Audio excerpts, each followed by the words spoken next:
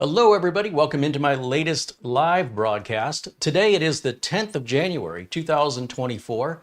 My name is CareyHolzman, and my thanks to go to our folks and friends over at Acronis, the folks who make the backup and cloning imaging software you see me use all the time here on the channel over the years. And also to our friends at Instant House Call. That's the remote access software I use when I service my clients remotely. If you're interested in either of these products, discounts exist for the viewers of this channel.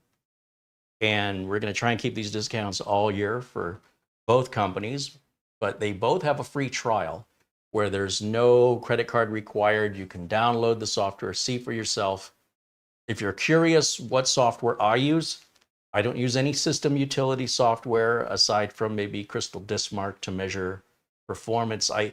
Programs like CCleaner and Revo Uninstaller, any driver software, you won't see me using any of those. Very, very rarely under extreme circumstances. For the most part, I think they're a waste of time and dangerous to your system. They can cause harm. The software I recommend is software I use.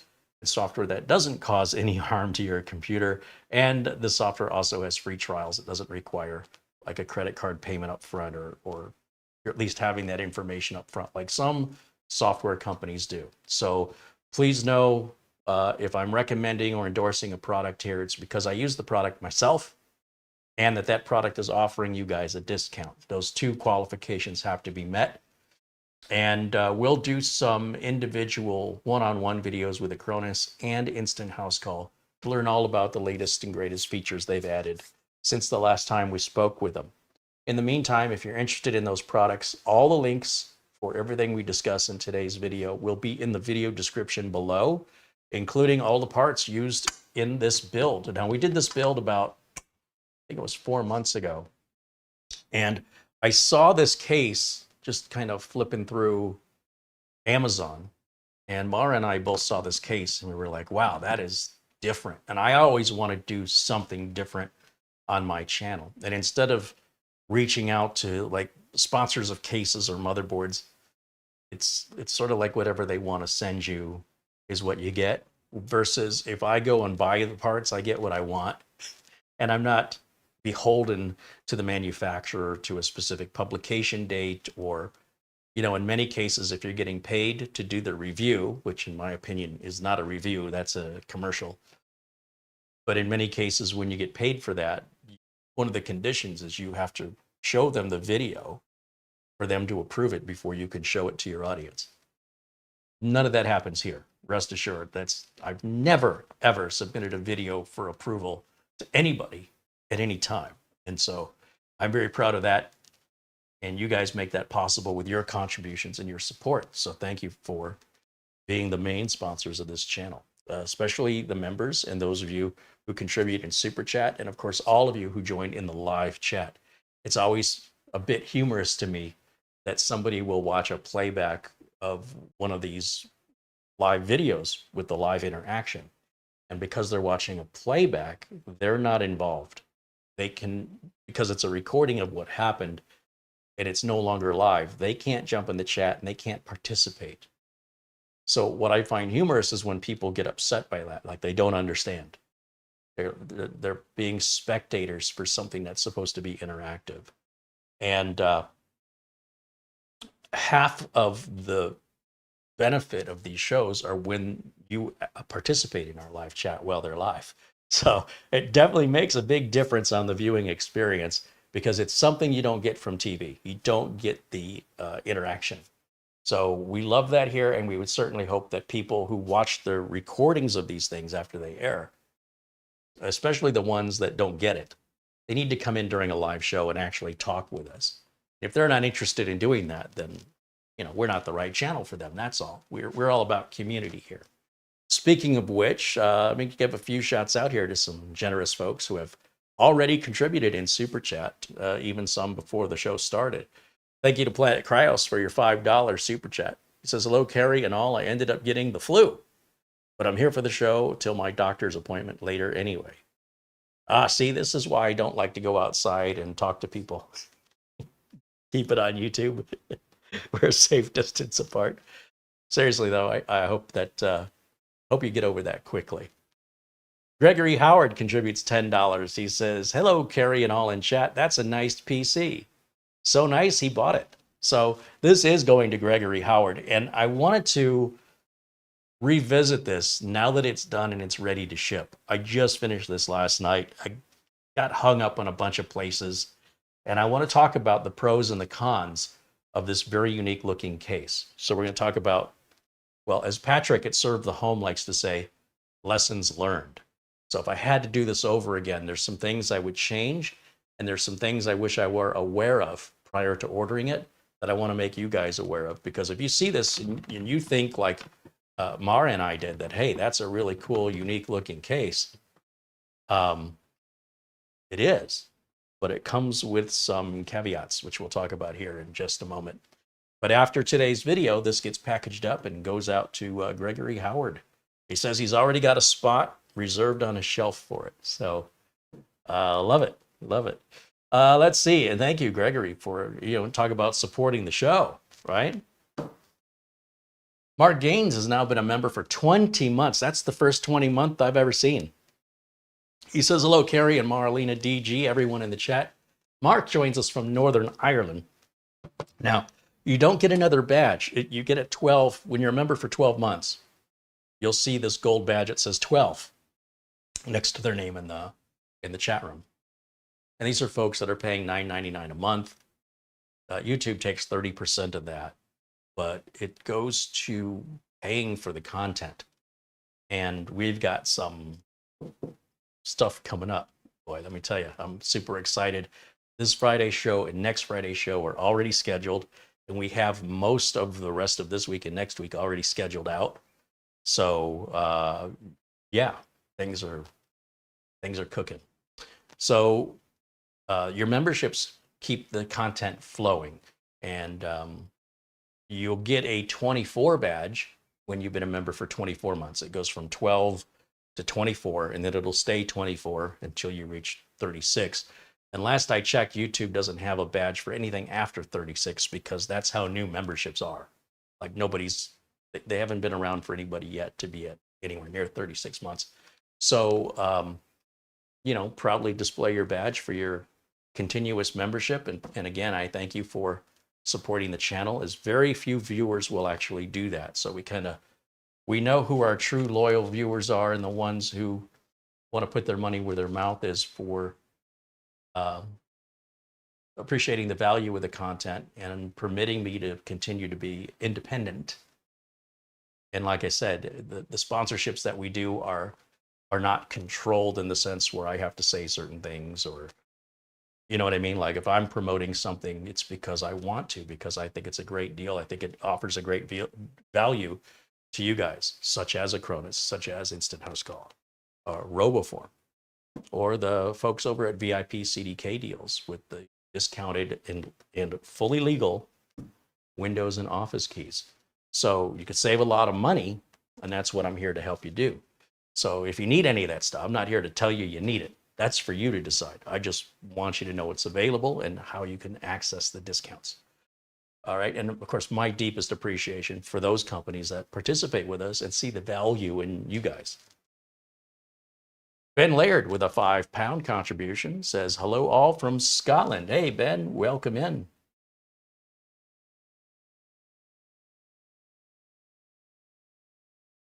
Mike Visions with a £2 contribution says, "Hello, Carey and everyone in chat." Hey, Mike, thank you for the contribution. Rick Lakes with a $10 super chat said, "Carey, it's snowing here and 24 degrees Fahrenheit."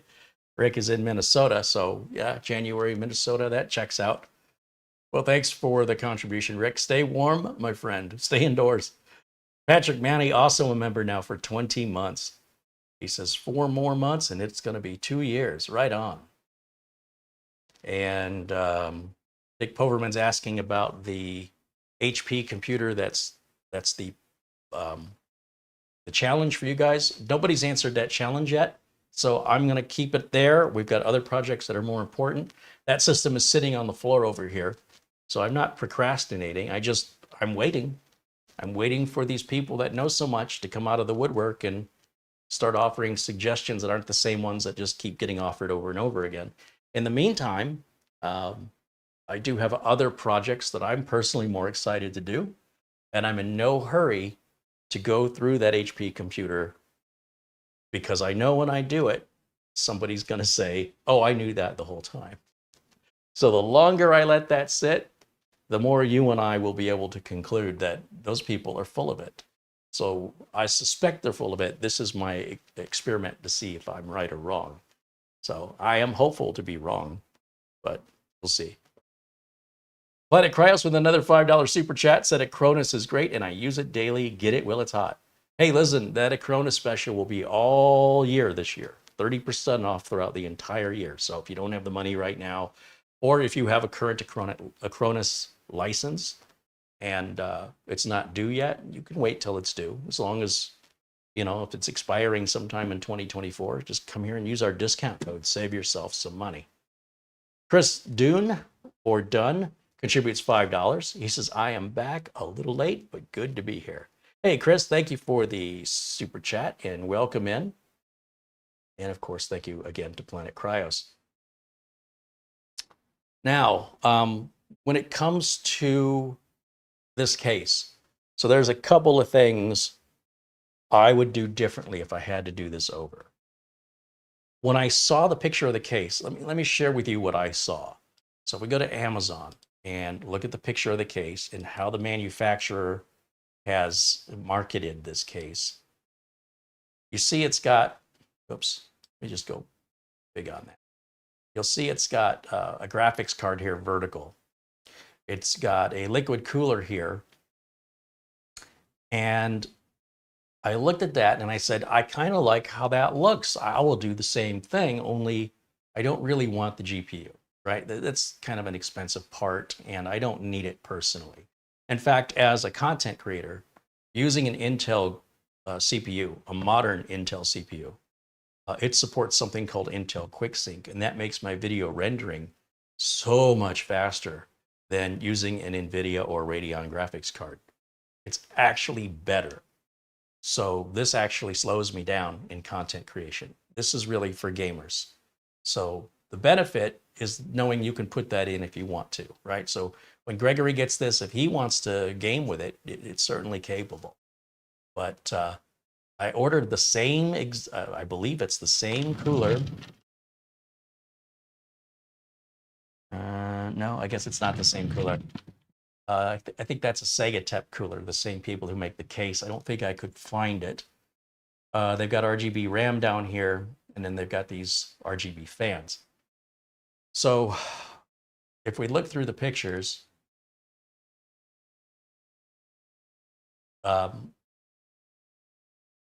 it does show a radiator back here. And I thought, yeah, that looks like a good idea, you know? Like, well, I'll put it together the way they picture it, then I shouldn't run into any snags, right? Wrong. So let's talk about what some of these snags are. Not the least of which is the power supply going in up here. Because this has a lid that goes on top, all your cables are going to go in through a hole that's cut out in the back here. And with the power supply being that close to the top of this hole, well, I might just have to show you rather than try to explain it, because it's one of those things that, again, I wish I would have known ahead of time. I didn't figure this out until I got it all put back together. And if I had gotten this done earlier, if our friend Gregory wasn't waiting so long, I would have gone on Amazon and ordered a 90-degree angled power supply cable. So I'm going to show you why. Let me go back to camera 1 here. Here we go. All right, so I'm going to step over here to use the close-up camera. Oh, it's the wrong cable. Let me ducks in a row. Okay. And of course I would do that, right? Of course I would leave the mouse all the way over there. You know, I'm my own producer, my own director, so I've got to control all the video inputs, maintain and monitor the quality of the internet connection, the audio levels. So bear with me as this one-man band struggles to get through here. But I can do it. Close-up camera. Let's see if that's going to work. Here we go. Okay, so first of all, what you don't see in the picture, with the motherboard being mounted with all the ports up here instead of off to the side, so you've got cables that run down here that can easily interfere with the rotation of the fans. Now, these fans are included. These are RGB, and they're already included with the case. Then, when I bought this, I guess this is an ID cooling. All the parts for this are in the video notes, by the way. These hoses are very long, and they don't have to go a very far distance, so they kind of bunch up right here. And then on top of that, we have a bunch of cables right along here, and that made getting this glass panel on very challenging because we have a ton of cables right here, and we have a bunch of cables down here. All right, and you don't really see that in the photo on Amazon, at least I don't. Now, we do have this clever little piece. Can't really see it too well, but right back there, the cables are going behind this metal piece, and then they go up. And then up here, you've got this magnetized top. And you lift this top up, and you see it's got some magnets on it here. And looking inside, you've got all your ports for everything, right? So how do you get in here? See, your power supply has got, I don't know how well you can see this. Top of the power supply is right there. And the only way to get in, and the intended way for you to get in, is to go through here. And then you're going to run your internet cable or your Wi-Fi antenna through there. Also your HDMI cable for video and your power cable. But when you try to use a regular PC power cable, which, let's see, we've got one right here. Okay, so we have our regular PC power cable. We push that through. Then we turn this around, trying to get that power cable. Essentially, we've got to get it up and down like this. You see how much height that needs in order to seat into the power supply, but we have this big metal piece over it.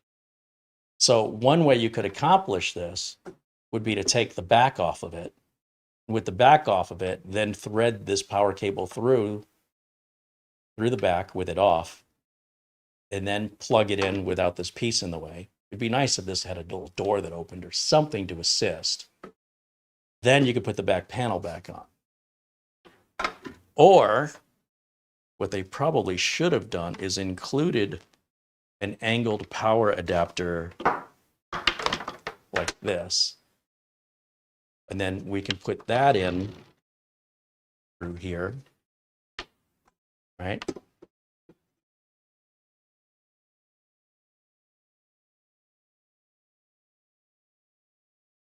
And even that, it's a little trying to get through there. But then that's a lot easier because you don't have so much above it that you're running into this piece, that we can then seat that down into the connector, which is right about there. I can seize right there, my hand in there, and I can push that down. Okay, that's hopefully you're not going to be needing to plug this a lot. Otherwise, you're going to definitely want to leave this part plugged in and just unplug it from the wall. So I have got to include an angled power adapter for Gregory. Luckily, I have one. So finally, if we want to run our internet cable, we can push that through here and then come up. Let's see.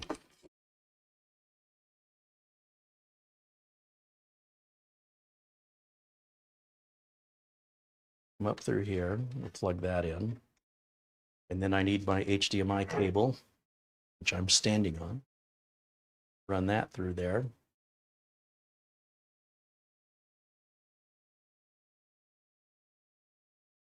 And we'll plug that in right there. like so.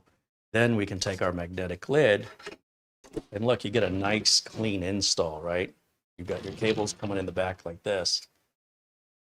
And that's the way it's supposed to work.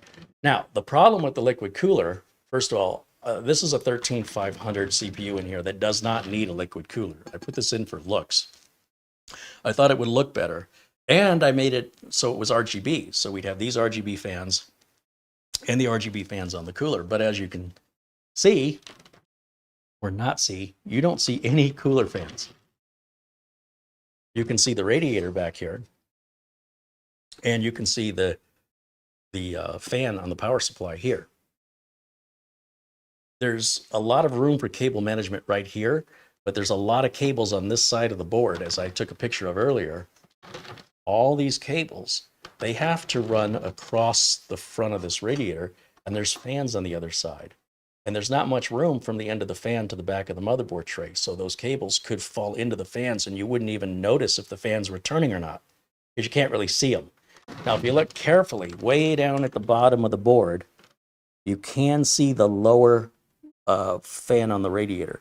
So first of all, just using an air cooler on here that the CPU came with would have been way easier, and it would have reduced the amount of cabling that we've got seen here through the front of the case. And it wouldn't have made a difference as far as cooling, because it does fine on a 13500. So basically, if I had to do this again, I would not do the all-in-one cooler. It would have saved money, and it would have saved me a lot of grief because of all the additional cables, right? Because I have to give power to this, plus I have to give this ARGB control, and then I have to give power to each of the fans on the radiator, and then RGB control for each of those fans to synchronize up. The other thing I wouldn't do, I put the Seagate Star Wars SSD in there. And that requires connection to ARGB on the board, which runs another cable, and there's really nowhere for that cable to go. So you can kind of see the cable up there. I would have just used a regular SSD. The problem is we're running in with a mini ITX case. You've got to keep in mind it's going to be a small case. And as a small case, you're just not going to have very good cable management. And I think just having these two fans RGB that come with the case, with a regular SSD and a regular stock Intel cooler, I think it would have looked just as good, maybe even better. Now, there's nothing we can do to get around all these cables over here, but a lot of the cables over here are just RGB cables that could have been completely eliminated. So, you know, we would have had one cable coming off the fan on a traditional heatsink, and we wouldn't have these hoses, we wouldn't have all this RGB over here, and we'd have a lot more room in the back to run our cables without the radiator, without this radiator in the way. So, you know, this was put in for looks. It didn't need to have the radiator. Simply added it because it looked good on the picture. And, you know, it cost me more money and it took me a lot more time. And the cable management must have eaten 60 or 70 cable ties just to get this thing managed. And, oh boy, I mean, I wouldn't want to work on it. Don't get me wrong. It's quality parts. It's so compact in there that adding even more that was unnecessary, such as the liquid cooler and that RGB SSD, just made my life more difficult than it needed to be. It's doable if you're patient and you don't mind having to go through a bunch of rat's nest of cables to make a change, right? If we have to replace a fan and I separate all the cables out as best I can and, you know, cable tie them into different groups, but it's still, you got to be aware of that. Like when I'm putting this glass on, that it wants to pinch the cables between the glass and the case. We definitely don't want that. And then of course, when we're putting when we're running the cables around the back, we've got to make sure that the cables are tight enough that they're hugging the motherboard tray. Otherwise, if they fall back this way, they're going to hit the fans on the radiator and prevent them from turning. Okay, but other than that, I think you'll agree. The case is unique. It's beautiful. And I don't know that much would be lost if we took the cooler out and replaced it with an air cooler and took that SSD out and replaced it with a regular SSD. Now the OLOy RAM down there, you see how it's gold on top? That's actually RGB that lights up. So let me go back over to, let's see, how do I want to do this? I want to turn it on, let's just turn it on. So we'll fire it up. And of course, as I mentioned, these two fans come with the case. You can see our RAM is glowing. You can see our lightsaber over there. We've gone to the dark side. That's Darth Vader's lightsaber hilt. So we've gone all red here. And well, you can't see it, but if you look really closely in the back, you can see the red glow of the fans on the radiator that you can't see.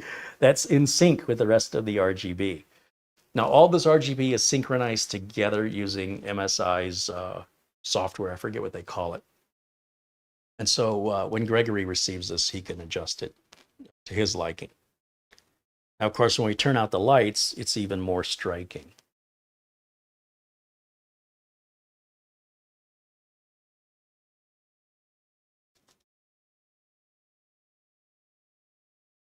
It's also very, very quiet.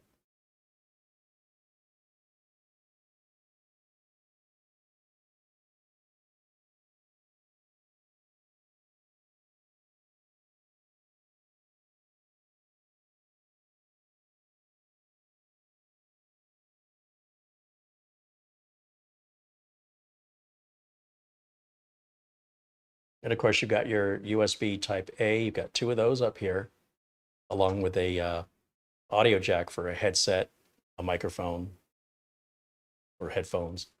Then we've got our USB type C, which I haven't tested to see if that's Gen 2 or not. I could look at the specs on the board. That is the completed build as Gregory will receive it. Let me go back over to camera 1. There we go. Shut this down.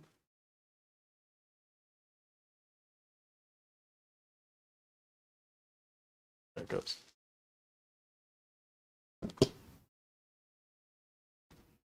So to remind you of the specifications, we can go over to our HDMI input and take a look at the desktop.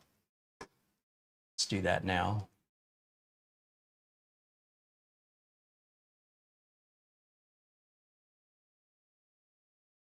So it occurs to me, I have not plugged a keyboard or mouse into this. So let me grab my keyboard and mouse here. Goes on and plug it into the front USB here, because that's a lot easier for me to get to. Let's plug that in. Okay, now I should have motion. Okay, very good. All right, so if we look at our system specifications, we'll go to system. And you'll see it's got the Intel, the 13th gen Core i5 13500. That's my current favorite chip on the market right now for value. The RAM, we've got OLOy 32 gigs. It's 2 sticks of 16 gigs. And geez, is that DDR4 or DDR5? No, it's in the list, but we'll take a look at that in a minute. We're running Windows 11 Pro 23H2. We can look in the device manager to make sure that we don't have any items that are needing attention or missing drivers. Everything looks good there. And we can bring up CPU-Z to get the details on that RAM.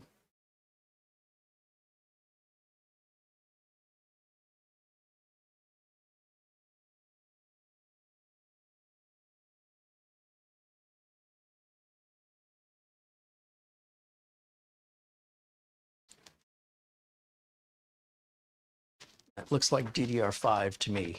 Let me walk up to it and see it closer. Yeah, DDR5. So we got the fast RAM in there. It's a pretty fast, tiny little system, but it's very, very cramped in there. So my job would have been a lot easier if I didn't try to go over the top with it. What are you going to do? As far as drive speed, we've got that Seagate Star Wars licensed lightsaber drive. It comes with different tops. It's got a Luke Skywalker lightsaber hilt, an Obi-Wan Kenobi lightsaber hilt, and a Darth Vader lightsaber hilt. And if you go back and watch the original build video, you can see how those slide off and you can replace them at any time. You don't have to take the SSD out to do that. And of course, because I decided to go with a red theme, you know, I had to use Darth Vader, right? As for the SSD that we're using, you'll see it's a Gen 4. We're going darn near 7,000 megabytes per second. And if I go to the C drive, right click and go to properties, go to hardware, we should be able to see any details on that drive right there, which again is the Seagate. So it was an expensive drive because of the Star Wars licensing. They've been on sale lately at Amazon. They're cheaper now than what I paid. And I think they're getting rid of them, I suspect, because I can't imagine why suddenly they're on sale. So I think the 1 terabyte's like $159 and the 2 terabytes like $259. Actually, no, I think I paid $250 for them. But I found a reputable seller on eBay that had them new in a box that had good feedback. I couldn't find them that cheap at Amazon, Newegg, or B&H Photo. It's very, very rare that I will do that. But to me, it's like a collector's item. That I suppose that this Seagate SSD will probably be, if it was left mint in box, worth quite a bit of money in about 15 or 20 years. Okay, let me see what you guys are saying in the chat room. When did Carey build it? So hopefully Mara has added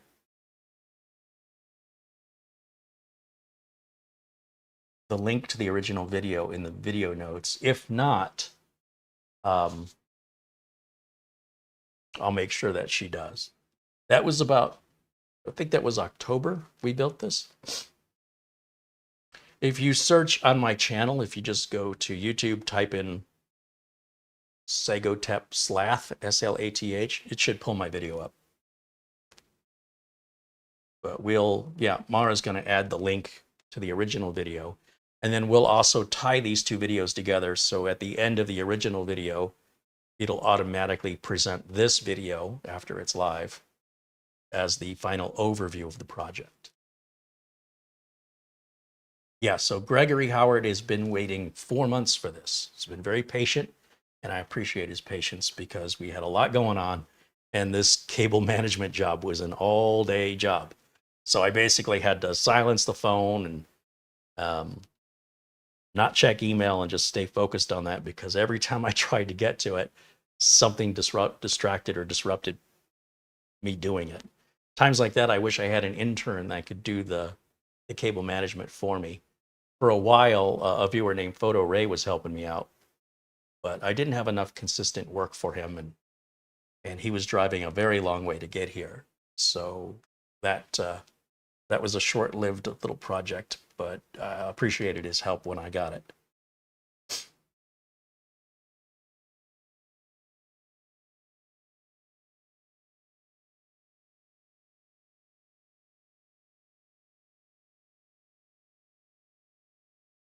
Just looking through the chat room here. Paul O'Brien contributes €10 in Super Chat. He says, "This is to our good friend Peter Laycock. We're here for you today as we share your pain. But more importantly, we celebrate the memory of your brother as the angels welcome him." Yes, unfortunately, in our community, you know, we have an amazing community here. And the care that you guys show for one another is just, it means a lot to me, and I'm sure it means a lot to those that we're caring for. So, you know, Peter's been an extremely generous and outspoken, well, I wouldn't say outspoken, but regular member here. And many of the projects we've done would not have been possible without the generosity of Peter Laycock, or as we call him, Buster. And he recently lost his brother. And so I think there was a funeral yesterday. So I'm sure I'm sure it's going to be rough for a little bit here. But certainly our thoughts are with him. And that was very nice, Paul. Thank you for doing that. Find me in Hawaii with a $20 super chat. Says, celebrating being a member for 19 months. Have a Gatorade on me. 20 bucks will buy me more than one. I think I could get 16, I think, for 20 bucks. Thank you. Find me in Hawaii. That's Ken. John Struthers says, hello, Carey and Camera Girl and chat from a stormy Cape Breton. Is that Florida? I hear the word Cape, so I have no idea where that is. Let's see. What else am I missing in the chat? Find me in Hawaii says, sorry for my long absence. Happy New Year. Good to see you smiling, Carey. Right on. Well, thank you. Good to see you here.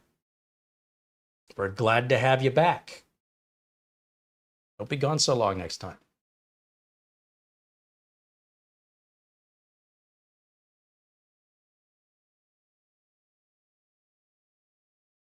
There's our friend Jim KJ3N joining us. He recently did an interesting video about moving a user profile from one computer to another. I always do that by hand. But there is some software you can use that can assist in that. And if you want to learn more about it, be sure and check out his channel. He's got some great videos over there, as does Planet Cryos. You know, it's great when we have viewers who know the challenges of making videos, because they'll be the least ones to give you a hard time. Because they're like, oh, yeah, I've been there, done that, right? Just over simple mistakes or technical issues. So I'm going to go ahead and grab this screenshot and save it to the desktop here. And then I think I want to test this top USB-C port and see if it's Gen 2. I mean, I could just look at the documentation to the board, but where's the fun in that, you know? So let's grab the screenshot real quick. So Alt print screen, we'll grab that. And then bring up Paint, Control V to paste that. File, save as a JPEG, we'll call it Crystal Disk. Crystal, I can spell today. Disk mark. .jpeg. And let's save it on the desktop. Just go one up here. There's desktop. That'll put that image right there. So I can close this. And then let me go to the other room.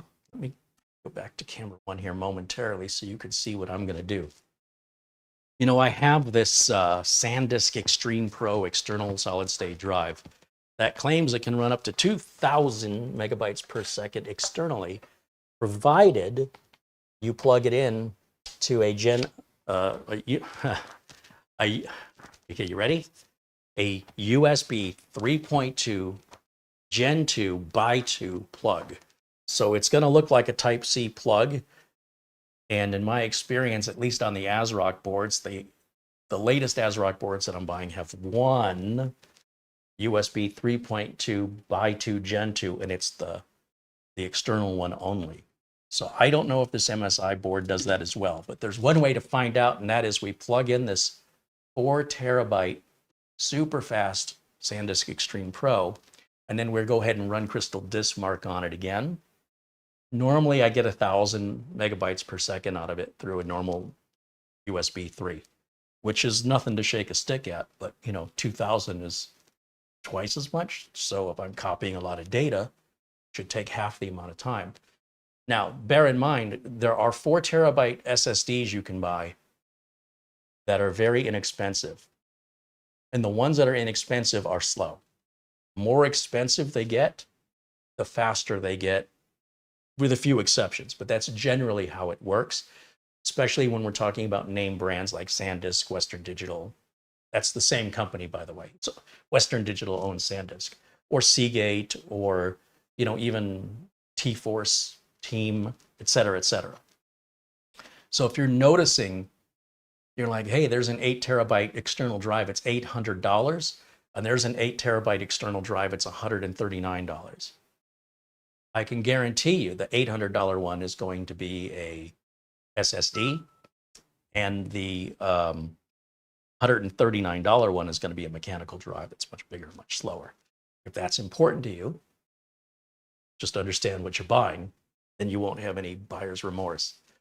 Now, let's go back over to my HDMI input here. And as you can see, it opened up the external drive, which is empty. I haven't been using this yet. I primarily use it for testing. So let's close that. We'll bring up Crystal Disk Mark again.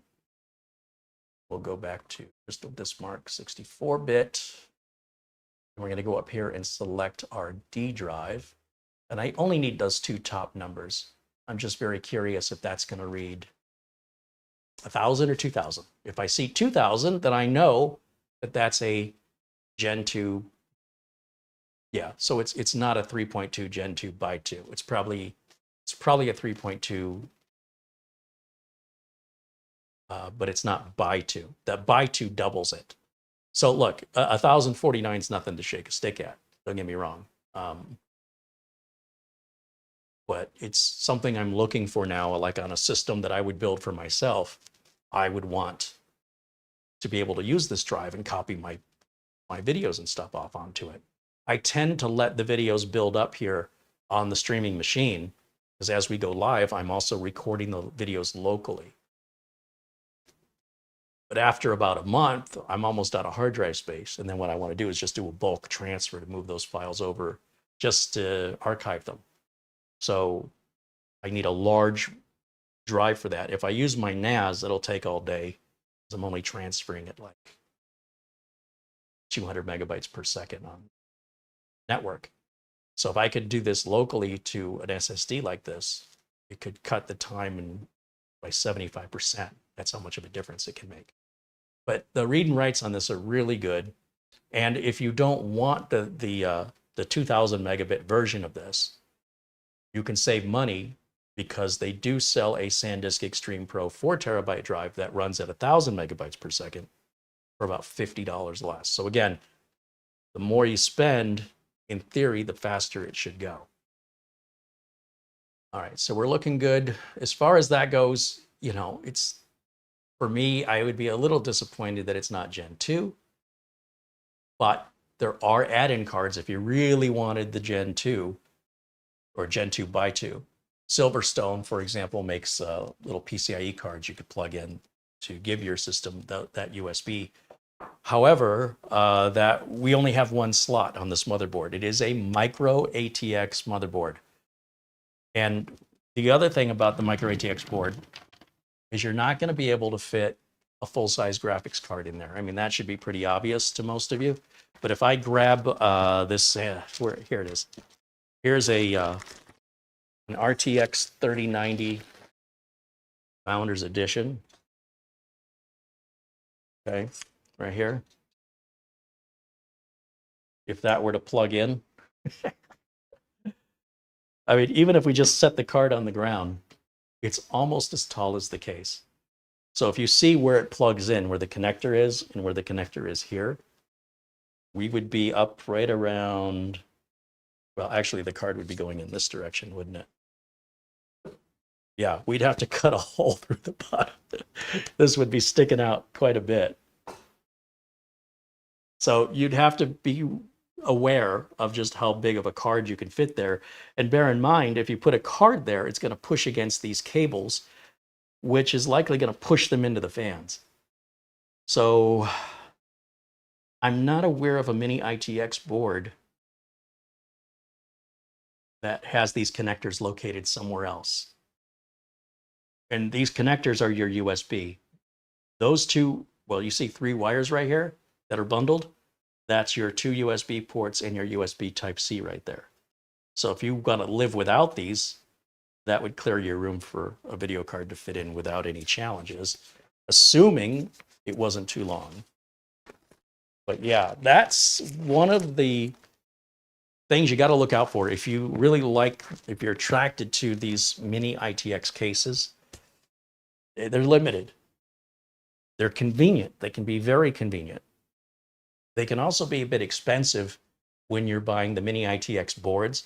Almost all mini ITX boards are going to have Wi-Fi because of their limited size, because they only have one slot. They're usually reserving that slot for a GPU, right? For people that want a gaming machine they can take on the go. Now, with the popularity of the little mini PCs and with the new integrated graphics on like the new 8000 series AMD CPUs that are coming out at the end of this month, you're going to be rivaling some graphics cards as the integrated graphics gets better and better. So, you know, again, I've always said gaming is an expensive luxury. For me, as this system sits, it would be an ideal video editor because of that Intel, that 13500 with that integrated GPU, which, you know, supports AV1 encoding, and Intel QuickSync would make light work out of my video editing of 1080 and 4K videos, especially compared to my 8th gen, or this machine, the streaming computer. This is a 9th gen. So they've come a long way, Intel has, with the quality of the integrated graphics. AMD is ahead of them there.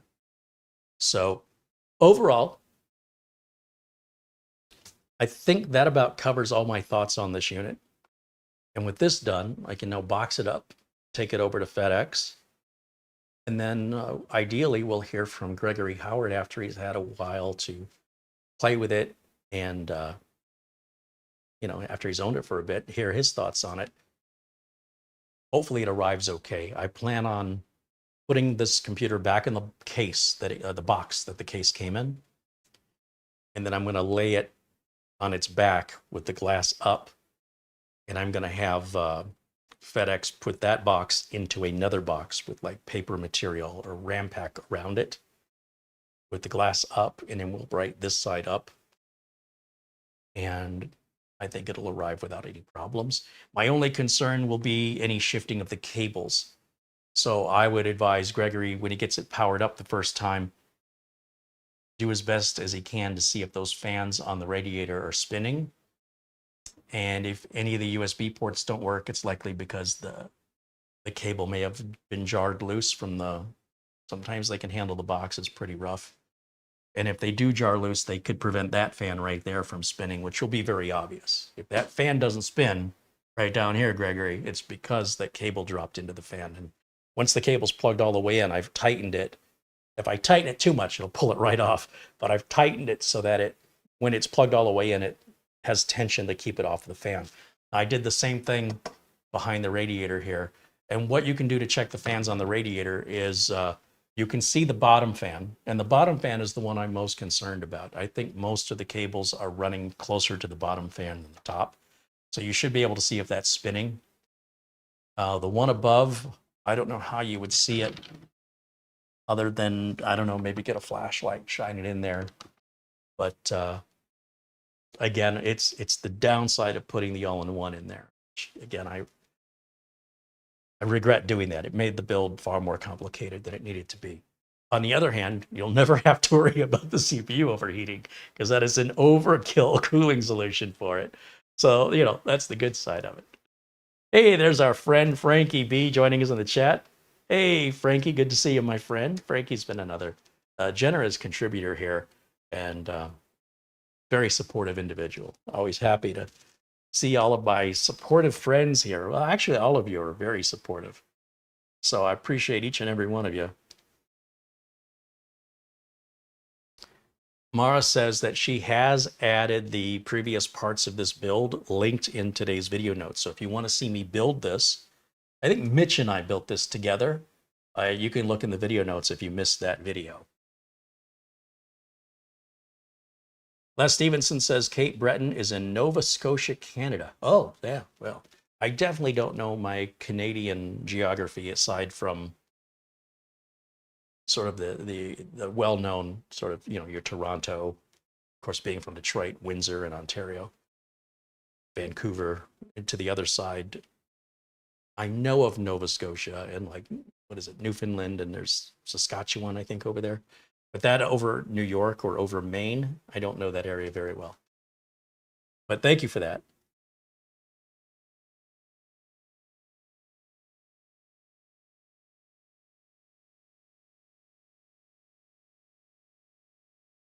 Some people have mentioned that the, you know, yesterday was the second Tuesday of the month, and that's when Microsoft releases Windows updates. And some people have emailed me or contacted me and said, I've got an update that's not, it's not working, it's failing. And it's like, okay, first of all, don't freak out. If you're getting the updates on Tuesday, the day they come out, then there's not going to be very much information available yet if there's any issues, and if those issues are just you, or if there's a bunch of people affected. So if you're going to grab the updates on the day they come out, or even if it happens automatically and you see that some of them have failed, there is no update that's out that is absolutely critical to you for you to have right this second. All right, so that's the first thing, take a breath. Secondly, you need to give it some time, just as you would anything brand new that's just released to the public. You need to give the public time to get it installed, so that if there are, a common theme of, or an issue that many people are experiencing, that there will be discussions that will start on places like Reddit, and you'll be able to do a Google search for the knowledge base number, the KB number of that update. Right now, if you do that, there's going to be very little information because it hasn't even been 24 hours, I don't think. So give it till the end of the week, maybe the weekend. In the meantime, it may just auto-correct, because if it's an issue that's that's plaguing a lot of people, I guarantee you Microsoft is aware of it and will be working on a problem without you having to say or do anything. On the other hand, if it's just affecting you, you'll know by next week. Nobody's talking about any issues, then there's something about your system where that's failing, and then that's a different situation. In all likelihood, the problem will resolve itself within about a week, or there'll be a discussion online that you should be able to easily Google and find that will have the remedy or a projected date for remedy. If there is something here to talk about, if there is an actual issue, and I learn about it, I'll share it with you. But for right now, I don't really know anything. Just some people are having an update fail. It's not a big deal. It's not a critical deal. And maybe a good reason to not get the updates on the day they come out. I always grab on the day they come out, but I'm a tech. And I also know that if something fails on the day it comes out, that's when it is most likely going to fail, before people, or the general public in mass, have had a chance to test it. So the answer will probably come to you. You probably won't have to go digging for it if it's a problem that's affecting a lot of people. On the other hand, if it's a problem that's only affecting you, well, that's a different story, but we'll know one way or another next week. And if there's something for me to share about that, if I learn any more about it, I'll make a video and we'll talk about it. But it's nothing that's preventing you from getting any work done. It's not making your system any more vulnerable, at least not to any current threats. These updates usually are protecting you from future threats, or they're adding or polishing features. So nothing absolutely critical. Not yet.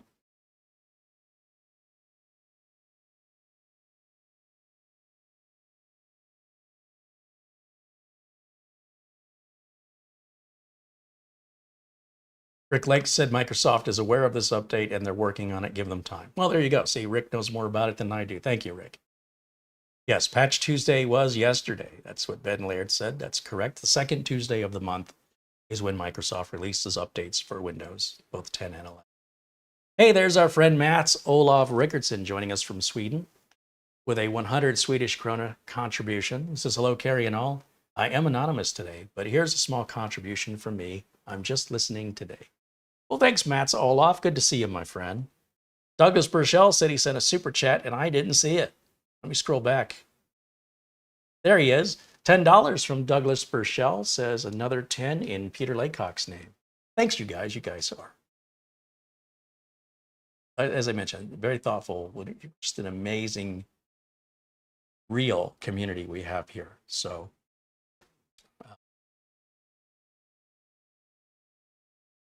that speaks for itself. Let me just check my phone here real quick, and I think we'll wrap this one up.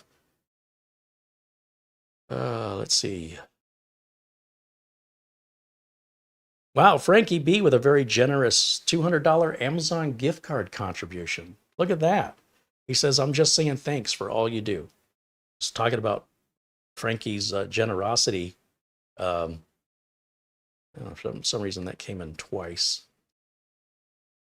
I'm sure it's one. I don't know why it was sent twice. But thank you, Frankie. Again, I can't tell you how much that means to me. It's very liberating to be able to go on Amazon and order the parts I want to order, to build the things that I want to build and review the things I want to review. For example, something that was quite expensive, but something I wanted selfishly that I can also make a review of. And I happened to get the last one, and I can't even find it on Amazon anymore, is this little guy right here. This is the T-Force M200 SSD. If it'll focus, come on. This is USB 3.2 Gen 2x2 up to 2,000 megabytes per second, but instead of the 4 terabytes, this is 8 terabytes with a 5-year warranty. And I'm keeping it sealed in the box. I will unbox this and test it live on camera next week. Yeah, that was almost as much money as this computer. It was pricey, but I said, you know what? I'm going to use it. And I got a couple other devices, NVMe cloning devices and docking bays that I want to make videos on and show you, because I'm genuinely interested in them. I wouldn't be able to make these purchases without your contribution. So, you know, all that money that comes in gets put right back into the channel, just so you know. Haven't bought my Tesla yet. Bull142 contributes $20. Thank you, Bull142, for the super chat. Okay, any questions about this build or anything else before we wrap up today? We'll just keep this one at about an hour instead of the normal 2 hours. So I still have to box this up. I still got to go to FedEx. I still have to run a couple of errands today. So if I can wrap this up a little earlier, I'll have a better chance of getting all that stuff done. So let me just look here in the chat.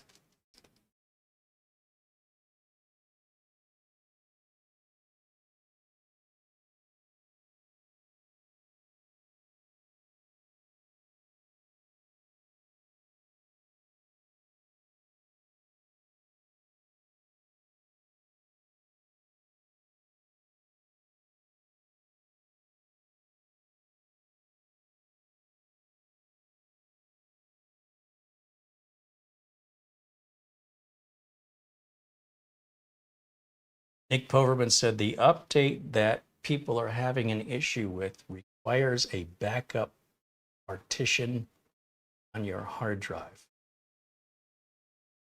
I don't know what a backup partition is. We usually have recovery partitions. We have 4 partitions generally that Windows 10 or 11 will make with a UEFI BIOS. Those should be the only ones you should have. Can't imagine somebody would need one that doesn't install by default. So we'll learn more about that. Like I said, as more information comes out, I'll have to research it. But I appreciate the update.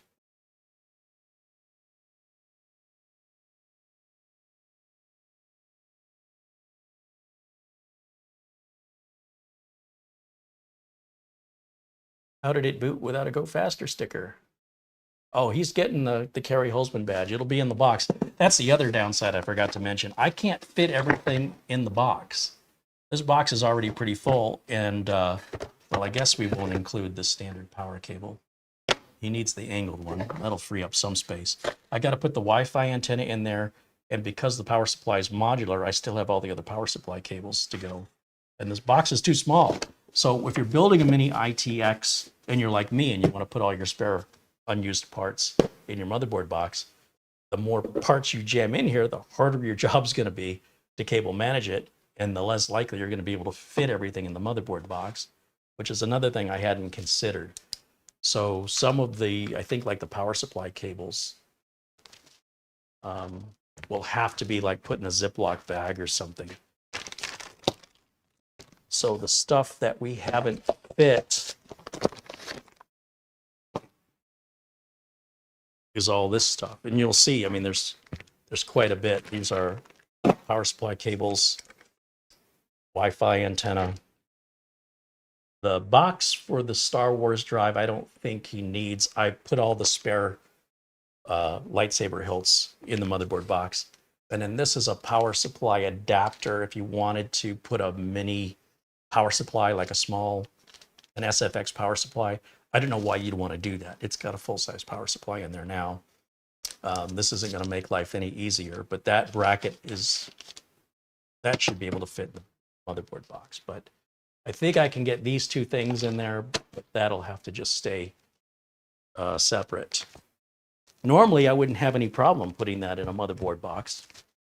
But again, we're dealing with one of the smallest boards that you can buy as a DIYer. So if you're going to do it yourself and you want to stick with tiny, from this lesson, I'm going to say keep it simple. Unless you're in for a challenge, in which case, go hog wild.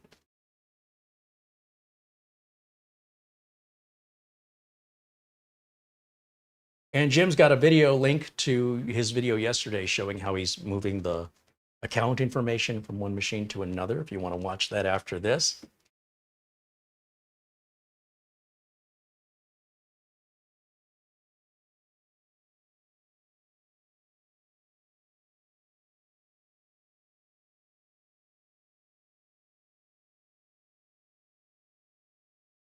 Bull142 said, I have my Carey Go Faster sticker proudly displayed on my system. Right on. Good man. It also makes your system more reliable and more secure. That is a lie. But I appreciate your support. All right. Well, I don't see any other questions about the system. George Frugius said, it's the recovery partition being too small for the update. I had a computer that failed. The rest were okay. I wonder if this is only affecting people with smaller drives then?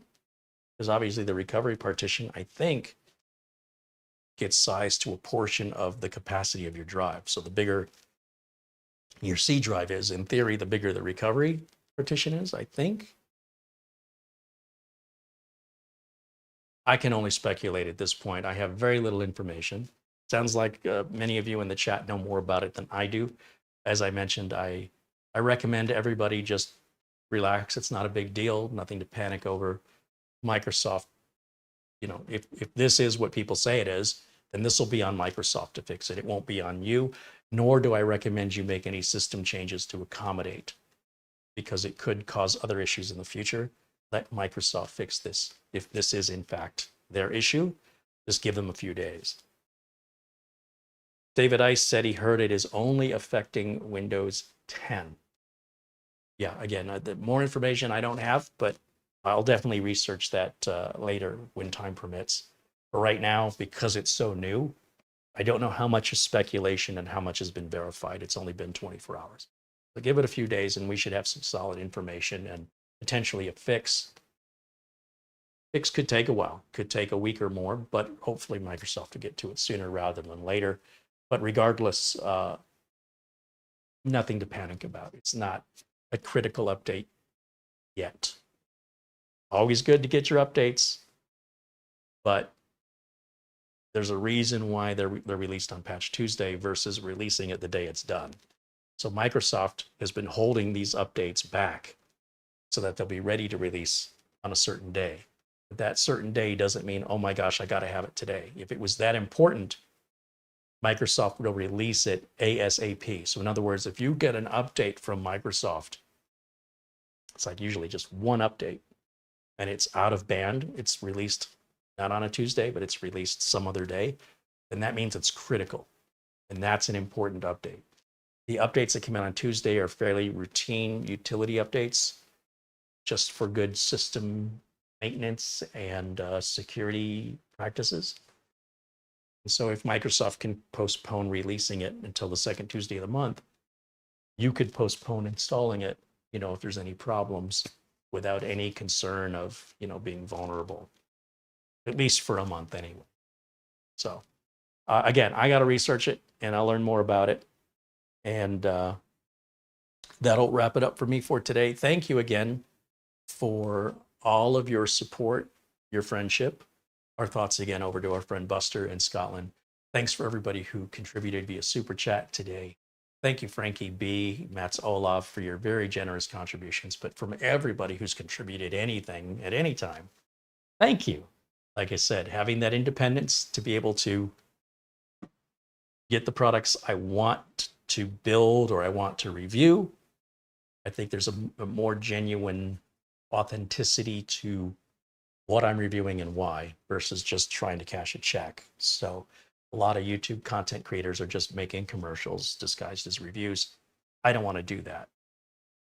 So in light of that, we do partner up with Acronis again and Instant House Call for our backup software, for our remote software, and of course, VIP CDK deals, discounts for our viewers, all the details in the video notes below, and all free trials for things for you to try out and decide for yourself. You don't have to take my word for anything. And always interested to hear your experiences. Thank you for watching. I'll see you all again very, very soon. And until next time, bye for now. And of course, thank you to Mara for setting up all these videos and doing these thumbnails. She does a lot of hard work getting these videos ready, keywords and tags, and definitely got to acknowledge that. So thank you to Mara as well for her assistance helping me get these videos ready.